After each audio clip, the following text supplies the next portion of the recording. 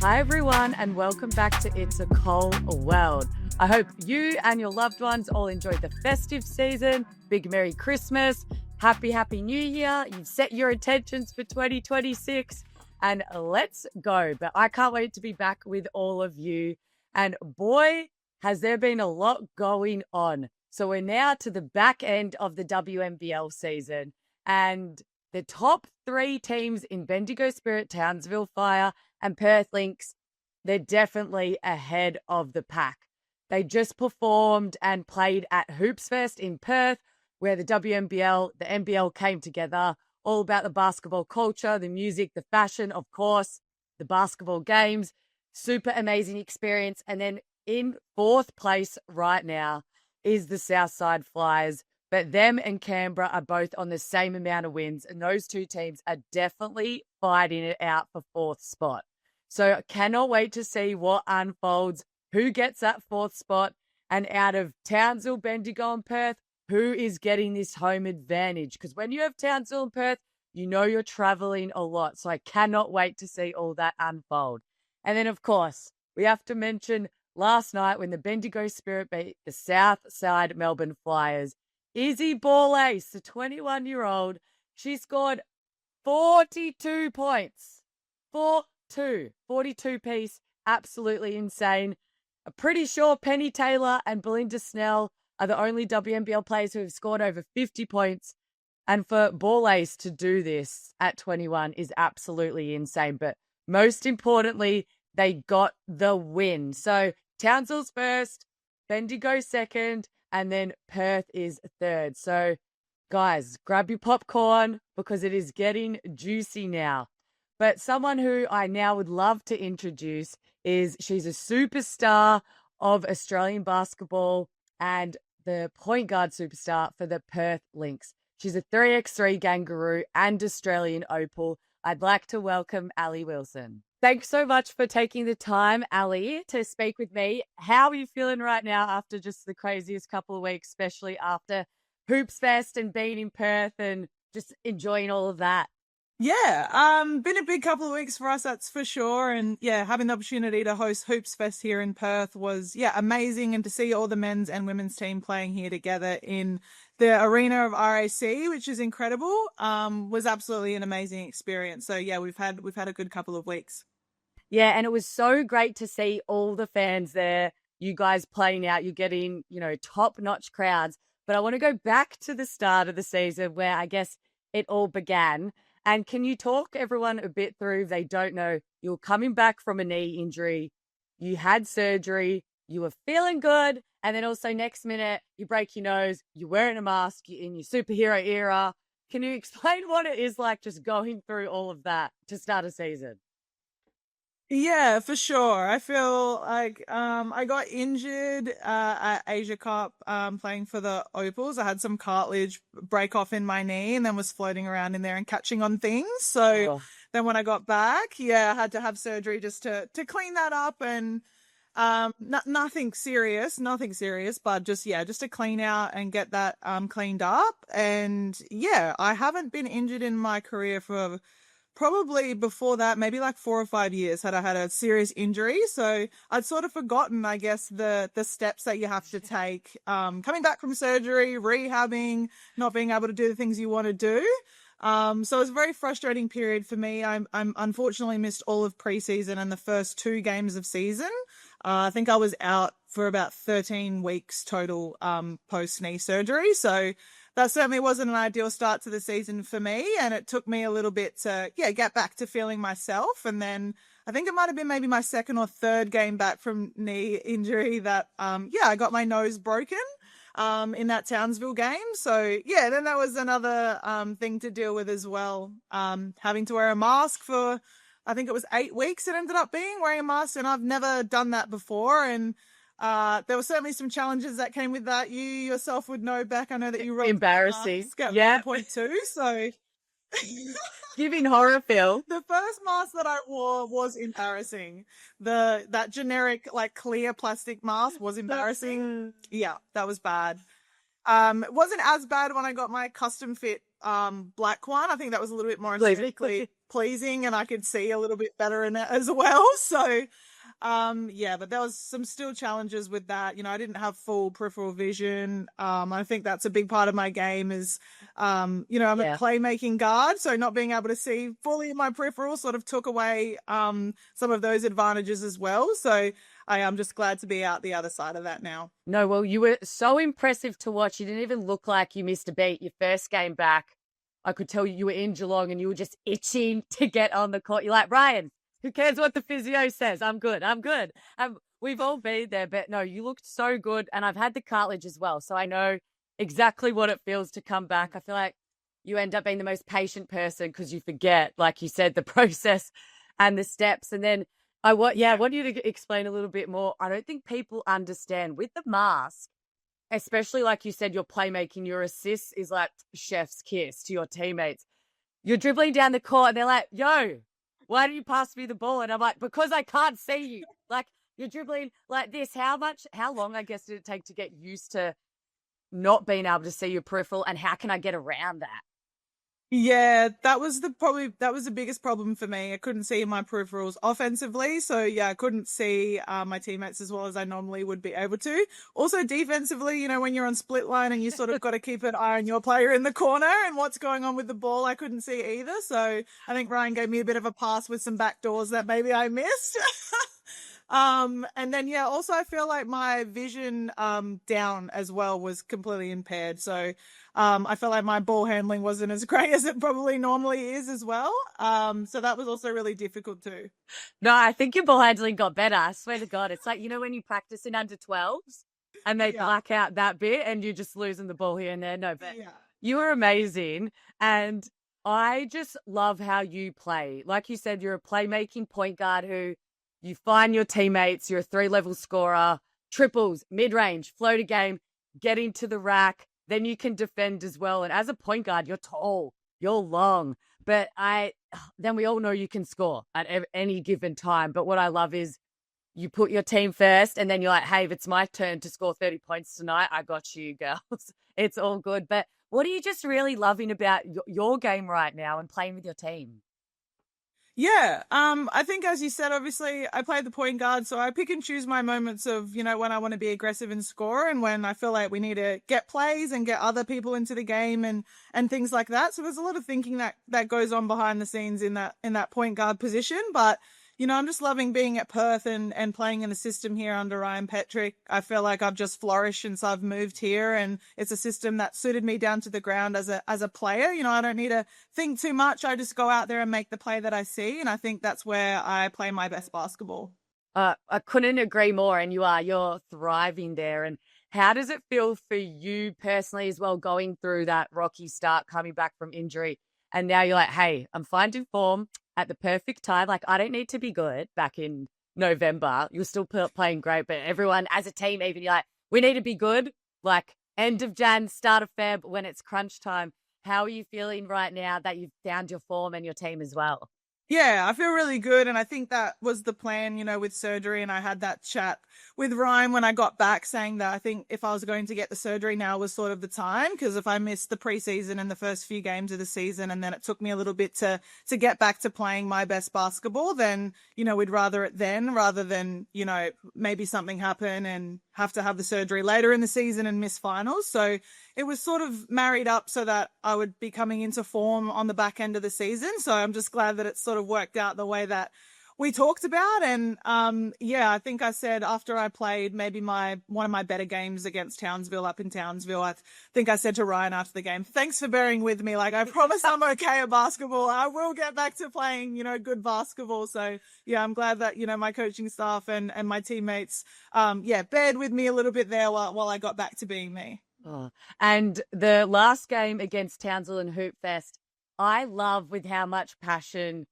you play with, because I know I'm very much the same. Like, I'm double fist pumping, I'm chucking up threes. I love it. And it gets me going. I'm like, yes, guys, let's go. Has this always been like that? Or is that something you feel like, hey, now I've become, like, say, more confident in my own skin? This is how I'm going to ball out? Or has this been since you were 6 years old, you were doing this? No, definitely not. And we certainly play similarly in that, yeah, passionate sort of fiery celebration type of play. So yeah, you get me for sure. But I think it's only as I've gotten older and yeah, gotten more comfortable in who I am and yeah, as you said, in my own skin that I've felt like I can be me. And I probably had that in me all along. But I think growing up I was a little bit, more on the reserved side, a bit shy. And I feel like for girls, it probably wasn't quite so normal growing up to Yeah. be, celebrating and fist pumping and holding up threes. It was sort of more of a boy thing. So I feel like as time has changed and I've gotten more comfortable in who I am, I just can go out there on the court and be me. And that's, to me, that's the, like, one of the most fun parts about basketball is that you can go out there and be passionate and show emotion. And, yeah, I've definitely got that in spades.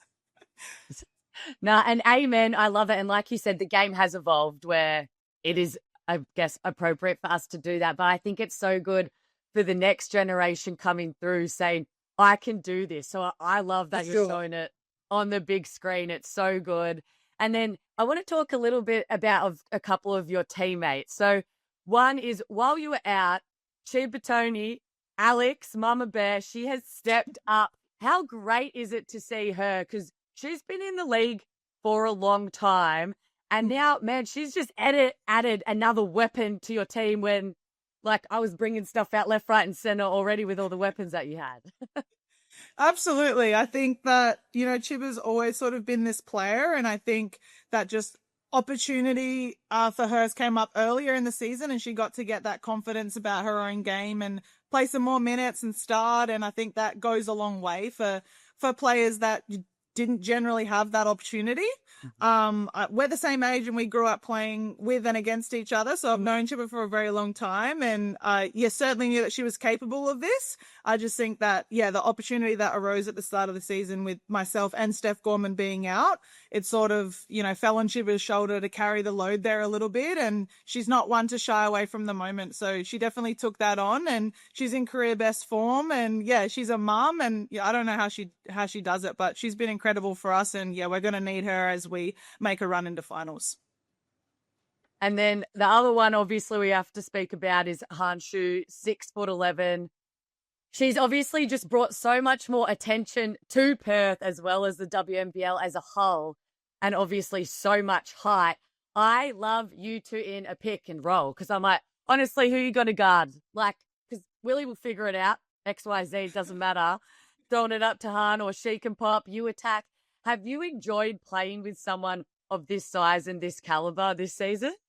Yeah, for sure. She's certainly very unique in her skill set. Obviously, she's super tall, but she can shoot the three ball really, really well too. So she has that good balance of rolling to the rim and then also popping for threes too. So she's a really tough cover for other teams, that's for sure. And I think the amount of eyes that are on our team and on the league with Han coming here has been absolutely incredible to see. Like we played a Tuesday night game the other night and I think there was like 2,500 people here on a Tuesday night, which is like not something that you see very often. So the amount of people that she brings to the game to come and see someone of her skill set and her size has been absolutely incredible for basketball here in Australia. And I would just say that she's one of the best people you could ever meet as well. She's so kind. She's so friendly. She's this megastar, international megastar. And she comes in with, she doesn't have an ego. She just wants the team to be good. She wants the team to win. And she sort of plays her role as she sees fit. Because some games she's had 30 points and other games she's had 8 points. So she's not someone that comes in demanding shots or anything like that. She's just slotted in really nicely. And I've really enjoyed playing with her so far. And I couldn't agree more because, sometimes with imports, you're not too sure what you're going to get. And you are a team that was already very successful and stacked before she came in. And I just couldn't agree with you more. She comes in, she seems so polite, like a great teammate, can score 30, can score 10, and will just contribute for whatever the team needs. But I love that she's getting a little bit of feistiness in her. She blocked someone the other day and stares him down. I was like, yes, Han, this is what the people want. Give it to them. Absolutely. It's great. And I didn't expect that from her either, because I think in some of like our blowout games, you haven't seen that. But when we've played some of our closer games and, the heat's been turned Yeah. up, she rises to the occasion and she's got a bit of bite in her. So, that's great to see. And we'll need that from her because, yeah, she'll get played physically, for the rest of the season and into the finals. So it's good to see that she has that fight back. And then obviously the other question, how is it like playing with your partner? Different because you're on the same team. Even though my partner plays Z grade basketball at MSAC, if we're going one on one against each other, like he's hit me in the head, pushed me to the floor. I'm like, I'm not cooking you dinner sweets tonight. What's it like playing with your loved one?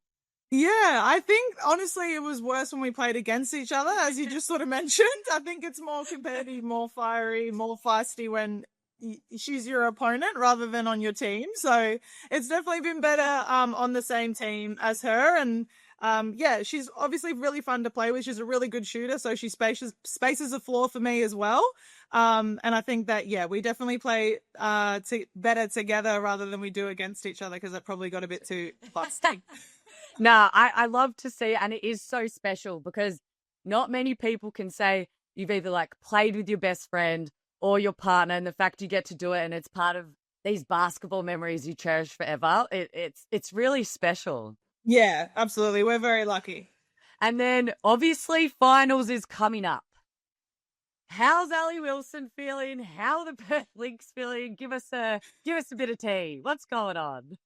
Yeah, I mean, personally, I live for these moments, playing under the brighter lights, bigger stadiums, bigger crowds. Like that's what you live for as a basketball player. And, I can't wait to get back there. I think that last year in finals, it definitely didn't go how we wanted it to go. And I think that we have a bit of a chip on our shoulder because of last year and how that went. So I'm excited to get back there and see how we go this year. But as a team, I think we're feeling pretty good. We played Townsville a couple of nights ago and we were far from our best, and I think we lost by 5 or 6 points. So there's things that we can definitely clean up, but I feel like our best is good enough. And I've been in championship winning teams and I feel like we have all the right pieces there.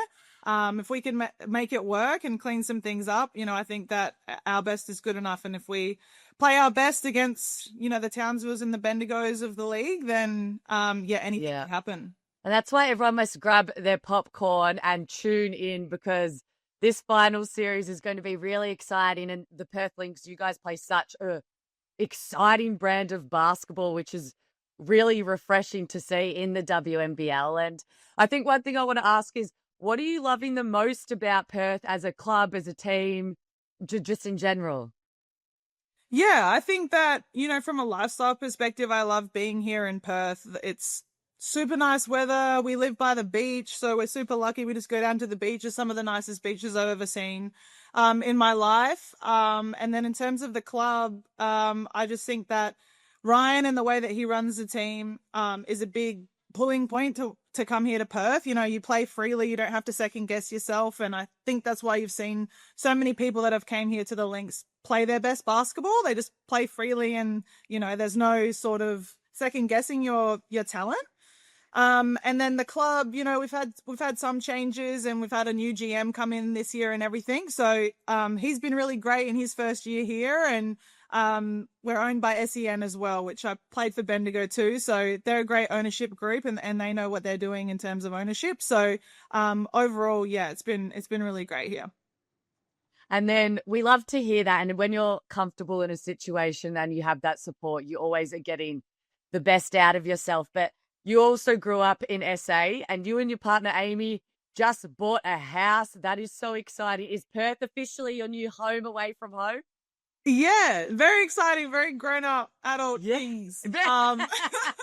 Right. So yes, Perth is, I guess, home base for us now, which is great. Yeah, I love it here, and I think I've lived in nearly every state playing basketball, so I've got to taste a little bit of everywhere, and I don't think that anything's quite measured up to Perth. So, yeah, it's amazing to have somewhere that is your home base. I've spent my entire life almost living out of a suitcase and moving from state to state for WNBL, for NBL1. So yeah, it's really special to have somewhere that you call home and set up shop a little bit. Oh, well, a big congratulations to you guys because, like you said, that is adult things. Oh my God, it gives me anxiety, but so excited for the both of you. And now I sort of want to step towards, what's coming next after the WNBL. So, World Cup qualifiers. Obviously, Australia's already qualified, but you still go to the tournament. I think you are a very high pick for that team. I'm not the coach, but if I was, I would like you on my team as one of my point guards. But how are you feeling about Opals? And for people who don't know, you've had such highs and lows of a journey. And to see where you are today, like I'm genuinely so happy for you, what you've overcome to be where you are, and you've worked your butt off for it. How do you just feel about you being back, in that Opals squad as a whole? And if you do make that team, how excited are you for potentially going to those qualifiers? Yeah, for sure. I think that, yeah, as you said, I've had a bit of a tumultuous sort of career. And I think, when I was in the Opal squad, oh my gosh, I don't even know when that was. Maybe like 2016, 2017-ish, around there. Um, I was in the squad and I went to a few camps. I didn't make any teams. And then I was not in the squad anymore. And I guess probably at the time I didn't really understand why or anything like that. I just wasn't in it anymore. And I think, yeah, that really, yeah, it's a punch to the stomach. You lose confidence and all of that type of thing. So I went through a bit of a period there where I was just trying to play basketball just to prove, that I was good enough and that I wanted to be back in the Opals. And that was always my goal. And when that wasn't, I guess, coming to fruition, yeah, you go down this long, slippery slope of, yeah, why am I playing basketball? Because if I'm playing basketball to be in the Opals and it's not happening, then why am I still doing this? Because when I was focusing on that and trying to prove that I was, good enough, it really sucks Yeah. the fun out of it. And that's not why you initially start playing basketball. You play basketball because it's fun and you play with your friends and you get to celebrate and fist pump and all that sort of stuff. And for me, that got really sucked out of it. And then I just wasn't playing anywhere near my best basketball. So I had a lot of questions of, do I even want to do this anymore if it isn't fun? And if it's feeling like a chore, then I don't need to do it. So I went through a period of, yeah, I think I'm done playing basketball and it isn't fun for me and I've got other things in life that I can focus on. So yeah, tossed up the idea of not playing anymore, and I didn't sign with a team in that 2021 season until I was called up last minute to replace Leilani, who was pregnant, and come to Bendigo, which, yeah, I hummed and hawed about, but I thought that, everything happens for a reason and this opportunity wouldn't be presented to me if it wasn't meant to be. So, I took it and just sort of thought to myself, I'll just go back and start playing and just play to have fun and not worry about whether I'm good, whether I'm in the Opals, whether, other people think I'm good. So I sort of changed my mindset completely from then and moved to Perth. And I think that's, where I really just flourish. And all I just thought about was just going out and having fun and playing good basketball. And then that eventuated to me being included back in the Opal squad, which wasn't something I was aiming for at all. And it's crazy, when you're not trying to be in something or trying to achieve something, it just happens naturally. And that's sort of what happened for me. And, now I'm back in this squad and it's stuff that, I dreamt of as a little girl of representing the Opals. So even though it's been a long, windy, twisty road for me, if I was, to be named in this World Cup qualifying team for the Opals, it would, be a dream come true. And after a really long road.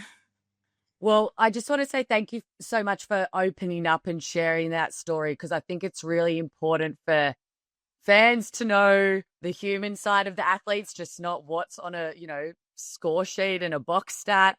And also for this next generation coming up that like it's okay to have questions and don't compare yourself to others. Compare yourself to you and be the best version of yourself and things will happen in your own time. So I wish you the best of luck, obviously, with the Opal stuff. And also, 2016, as social media says, is apparently the new 2026. So maybe you were in it then, but you're in it back now, and it's all meant to be. Literally, it must be. It must be. I'm so old. And then, anyway, then we have the 3x3 Kangaroos as well. You're also a part of that. Do you think playing that style helped build back the confidence in you and got you back? Because like you said, you're a playmaker. That's what you do. And 3x3 is literally just one-on-one and getting jumped on 95% of the time. But do you think that helped bringing back like you as a whole in a game and why you love basketball? Yeah, definitely. I think that 3x3 found me at a time where, I was struggling with basketball around that similar time and questioning why I was playing and am I having fun? Am I enjoying this? And yeah, I got asked to come to the 3x3 training camp and I hummed and hawed about that as well, but I thought, why not? We'll see what happens. I'll just go there and have fun and see what happens. And I think that was exactly what it was. I just went there and, 3x3 is such like the purest form of basketball you can find. There's not too much thinking involved. It's not so analytical like 5-on-5. You just go out and play and make the play that you see. And, I just fell in love with that. And I feel like 3x3 just suited me down to the ground as well. It's such like a hype sport, lots of celebrating. It's fast pace. All that type of thing. So it found me at a time where I didn't like playing basketball anymore, and it really brought back that love for basketball. So I'll forever be grateful for 3x3. And then also before the WNBL season started, you got signed to the Chicago Sky in the WNBA at the training camp. How was that when you found out, one, that you got signed? And also, is that something that you're aiming to get back to again in the WNBA? Yeah, that was incredible and yeah, super like unexpected, I guess. It certainly wasn't something that I was like really wanting to do or wanting to achieve. And I guess it just sort of was one of those things with, I was playing basketball for fun and just trying to be the best player that I could be. And these opportunities just sort of sprouted from that. So yeah, it was absolutely amazing. And going over there and getting that opportunity. And, I trained with Angel Reese and Camila Cardoso and like some of those girls that are just, you just see on TV. And yeah, it was definitely a pinch me moment that, I'm sort of in the room with these caliber of players. But yeah, unfortunately it didn't work out, but I felt like my best was definitely good enough. And if I get another opportunity to go back over there this year, then I'll absolutely take it with both hands. And yeah, I think that if I go over there and just be the best player that I can be, that I have a real chance to make a roster. So hopefully something, yeah, comes to fruition post this season, and we'll see how it goes. And it is so cutthroat over there. There's almost not enough teams for how many talented people there are, not just in the US, but in the world. Is there anything, any insight that you could maybe let the people know about how hard it is to actually make a team? And because obviously there's also so much politics behind the scenes stuff that people don't know. And I guess how you come out of it. Because sometimes I've spoken to a few girls, they're like you, I knew it was my best that I put forward, it wasn't my time. And then others, it was like, oh, down in the dumps, that it kicks you in the stomach sort of feeling. What was it like to come out on the Yeah. other side? Yeah, it's super hard. And that being my first time too, like, I don't think I was fully prepared for what it was going to be like. And you can hear from other people their experiences, but everyone has a different experience on the coach, the organization, the players that are there. So you can only get so much of a feel until you're actually in that situation yourself and experience it for yourself. So I think that, yeah, it definitely was, a massive step up. And there were things that I took away from there being like, well, I need to be better at X, Y, and Z if I want to be here, next time. So it certainly is cutthroat and it certainly is super hard to make a team. And I think that, yeah, the opportunity and the situation that you're in is such a huge factor in making that final roster. So, we'll see how it goes, hopefully next time around. And, I think I'll be better prepared for, yeah, a second opportunity. Well, and I'm sure it's just nothing like you even experienced, whether it be with the national team or here in Australia. So people can only imagine, yeah, how hard it is. But obviously, we wish you all the best of luck with that. And something I really want to finish on is you are a proud Indigenous woman, and I know how important it is to you. And I really want to hear from you how important is having Indigenous round in the WNBL.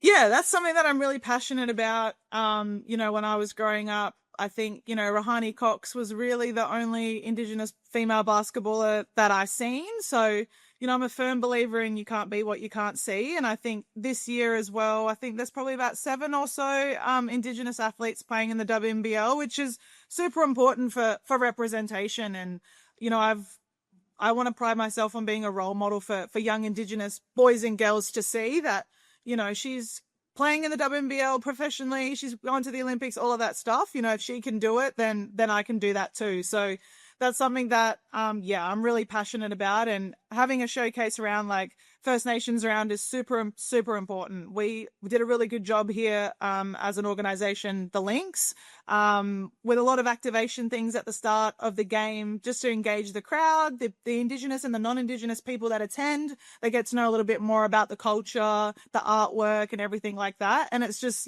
super important. And it would mean a lot to young Indigenous kids to see that. And I know that it would have meant a lot to me growing up as well. You literally took the words out of my mouth. My next question was going to be just how much does it mean to be a role model for this next generation? Like you said, not just girls, but boys too. It is so important for them to see, hey, there's someone that looks like me, that comes from my community, that is doing this. That means I can do it too. And you are so active out there in your community. Is there something that you really love doing, or meeting people when you are out in that community that it really touches your soul? Yeah, I think that, I work in an Indigenous space as well, and life post basketball, that's exactly where I see me spending all of my time. It just fills my cup, more than anything else. And I think having a job that I'm so passionate about outside of basketball too goes a long way to helping me play my best basketball. But yeah, because at the end of the day, basketball is basketball and there's only so much of it that's within your control. But as soon as I finish playing or training, I go to my job and, I help make a difference in the lives of Indigenous people. So that's the sort of stuff that gets me out of bed, fills my cup. So the more I do that, the better. And yeah, I just love being in the Indigenous community and, hearing their stories and I guess being a role model so that young Indigenous kids believe that they can be anything that they want to be. Oh, and it's so amazing to hear. And last question, your community comes and supports you. They're ride or die Ali Wilson fans. How important is it to you as well that they come and support you at the games? Because it's like family, a lot of family being there. How great is that for when you see them in the stands yelling out your name? Yeah, obviously it's amazing. And I think that, I went to one of these schools just recently and I spoke to their Indigenous program that they had in the school. And I just said to them, you should come to the game. It'd be awesome to see you at the game. And they're like, oh yeah, maybe. And then the next game, there was a busload of Indigenous kids from this school that I went and did a clinic at, and they were screaming my name and they were so excited. And they thought that it was the best thing ever to come to the game. So that's the sort of stuff that, that warms your soul. And I just live for those moments. And having those kids that come out, they weren't even necessarily basketball kids, but they were Indigenous kids that I met at a school and was inspired by my story, and then they come out to watch a game. So that's all what it's really about. And I absolutely love to see those situations.